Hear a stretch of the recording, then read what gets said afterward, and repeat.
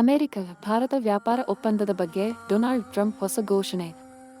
America ಅಧ್ಯಕ್ಷ Donald Trump ಹೇಳಿದ್ದಾರೆ, ಭಾರತ ಜೊತೆಗಿರುವ ಪ್ರಸ್ತಾವಿತ ವ್ಯವಹಾರ ಒಪ್ಪಂದವು ಇಂಡೋನೇಷಿಯಾದ ಮಾದರಿಯಲ್ಲಿಯೇ ರೂಪುಗೊಳ್ಳಲಿದೆ.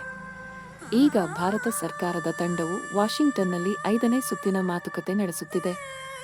ಇಂಡೋನೇಷಿಯಾ ಜೊತೆ ಅಮೆರಿಕ ಈಗಾಗಲೇ ಒಪ್ಪಂದಕ್ಕೆ ಸಮ್ಮತಿ ನೀಡಿದ್ದು, ಅದರಡಿ ಅಮೆರಿಕೀಯ ಉತ್ಪನ್ನಗಳಿಗೆ ಇಂಡೋನೇಷಿಯಾ ತನ್ನ ಮಾರುಕಟ್ಟೆ ಸಂಪೂರ್ಣ ತೆರೆಯಲಿದೆ. ಆದರೆ ಇಂಡೋನೇಷಿಯಾ ಉತ್ಪನ್ನಗಳಿಗೆ ಅಮೆರಿಕ 19% ತೆರಿಗೆ ವಿಧಿಸಲಿದೆ.